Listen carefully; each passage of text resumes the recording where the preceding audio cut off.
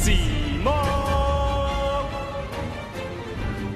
What's going on, guys? It's Cimo. So today I'm bringing to you my competitive tier list for the March 2020 format. It's a new month, which means a new format. We had plenty of products come out last month. We have plenty of events coming up this month. So I want to make sure you guys are best prepared to know what you plan on going up against when you compete at any of these events. Whether it's a regional or maybe something like YCS Charlotte taking place at the end of the month, there's still plenty going on. And I just want to make sure that you guys have all the information possible to be able to be best prepared. Now, all this data was taken from the past few events that we've had over the last several months when it look at events like stuff like YCS Utrecht, YCS Las Vegas, the UDSs, both the UDS that took place in Tulsa last month and UDS Bogota, which just concluded this past weekend, as a matter of fact, at the time of recording the video. So I just want to make sure we get all the data out there for you guys. And without further ado, let's go ahead and get right into it. So here we are over on Tier Maker. We have our normal tiers as usual. We have tier 0, 1, 2, Rogue, and everything else. Typically don't have much in everything else. Pretty much that's everything we're not going to be talking about in this video. And don't feel bad if I don't talk about your deck. Obviously, there could be some other decks. It's highly subjective, of course, because it is a tier list, but this should give you guys an overall pretty fairly accurate representation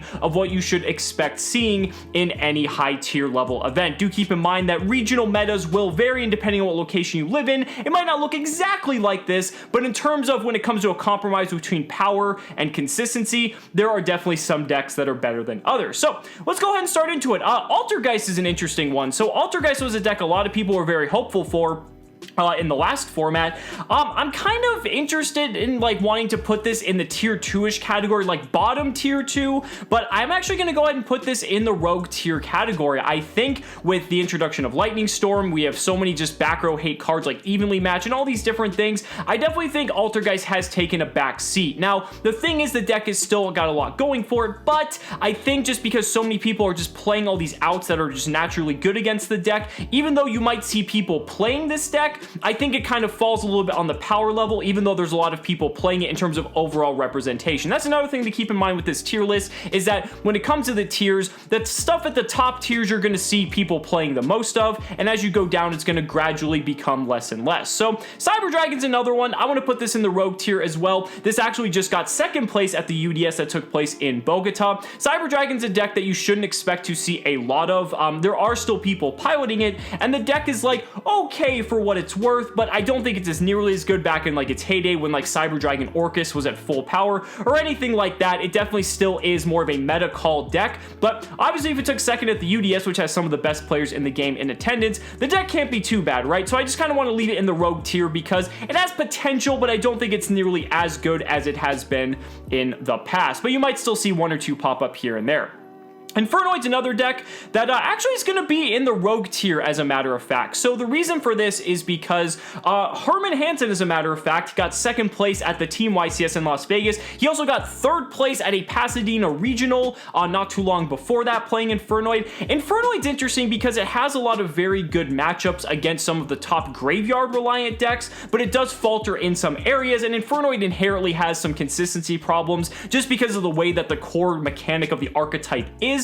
So as a result of that, while the deck has the potential to do very well, and we've seen that time and time again, I'm hesitant to put it anything above Rogue because not a lot of people are going to be piloting it. It's very specific in the instances that it's good, but the power is still there, and if you run across an Infernoid player, definitely be prepared to know at least what the cards do and how they interact.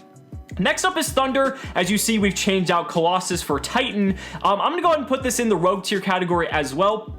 There was actually 3 Thunder Dragon decks that managed to make top 64 at YCS Utrecht, excuse me, and I think that is really, really cool. Now, was that just like a fluke, or is Titan Control still the way to go? I know some of these Thunder Dragon players were actually opting to play Go Second builds because the Thunder Dragon deck does have a lot of aggression behind it. You can play those good, strong going second cards, so I don't think Thunder Dragon's quite out of it, and I think definitely seeing results like Utrecht and some other events have shown that the deck is still playable, but again, don't expect to see too many Thunder Dragon players around because the deck is nowhere near as good without Colossus, and it's definitely going to be a struggle for that deck to continue to see long-term competitive success with that being the case.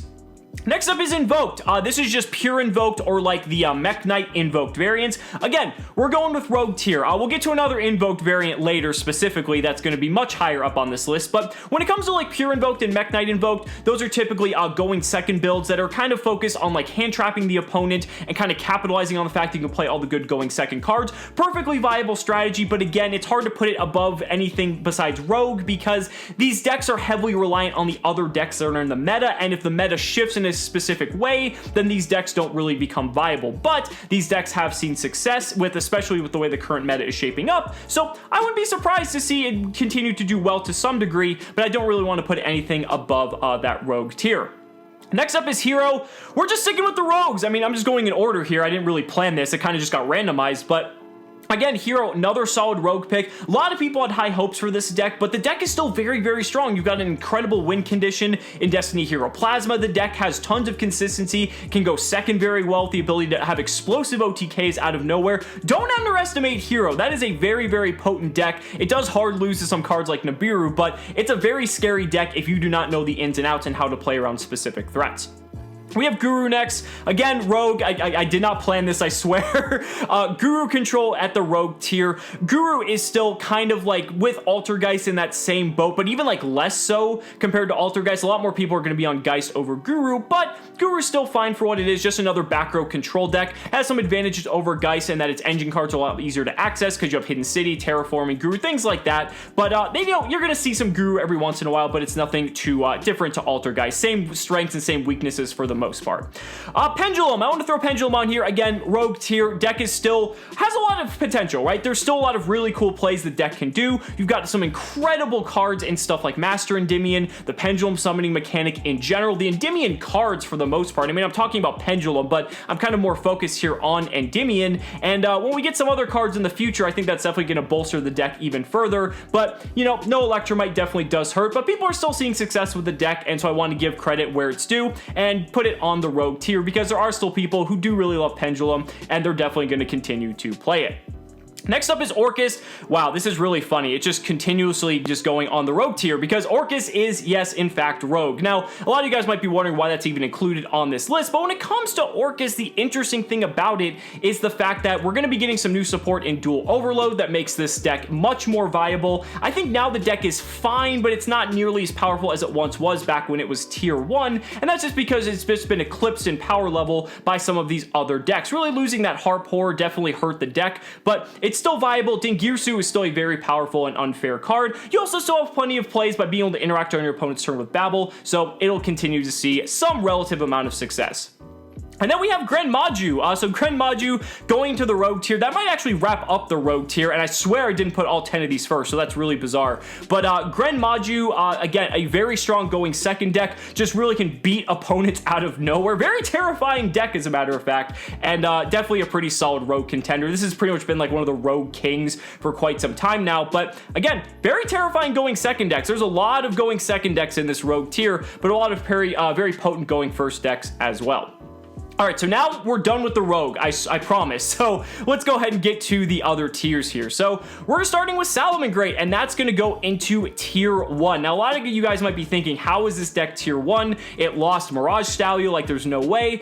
When you look at it in terms of its representation from the past several events, it has had numerous tops at pretty much every premier event. It's been winning regionals, it's been topping regionals, it's been winning the premier events. It won YCS Utrecht for that matter. Salomon Great's just so well-rounded, and even with the loss of Mirage Stallion, it's actually not as bad as you might think because it's been able to pick up in the fact that you're not locked and so reliant on fire attribute cards. So now you have a lot more freedom and flexibility to kind of mess around with the archetype, and it just kind of has an answer for everything, right? Like Rage is kind of like a catch-all, Roar is just a counter trap for everything. The deck is graveyard reliant, but like past turn 1, if as long as your graveyard is set up, you can just instantly pretty much do anything and the deck can take you anywhere. Just a very reliant jack of all trades sort of deck, and I think that's why we continue to see it in that tier 1 category, and I don't really think it's going anywhere anytime soon.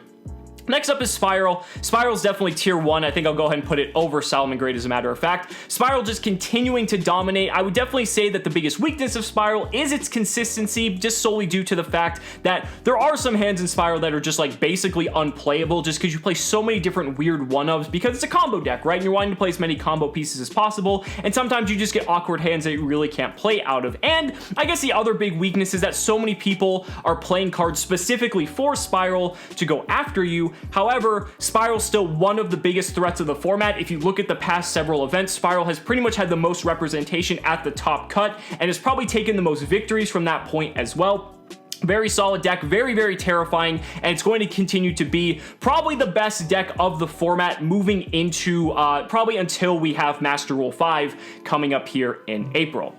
Now we have Rocket. So Rocket Dragon Link, I'm going to put at a solid tier 2. This might be a little bit interesting to you guys because when it comes to Rocket Dragon Link, the power of this deck is on like the power level of Spiral, right? But the thing is, when it comes to it, I don't think it has the representation yet to kind of back being a tier 1 strategy. Now that can obviously change if a lot of people start to pick up the deck. But the thing is, it's hard to justify putting Rocket Dragon Link at tier 1 if not a lot of people are going to play it. Because yes, it could be like the best deck, but if you're only going to see like one of it at an event, keep in mind, this list is supposed to give you an idea of what you're going to see the most of compared to the least of. And so tier 1, you're going to see a lot of this. When it comes to the Rocket Dragon Link deck, there are a lot of players, especially good players, that are piloting it, which is why I want to put it in the tier 2. And I think because of the explosivity of the deck, I wanted to just give it a little bit more credibility than Rogue. So that's why I put it at that tier 2 status. Do not underestimate this deck. This deck is incredibly powerful and is going to just absolutely overwhelm you if you are not prepared.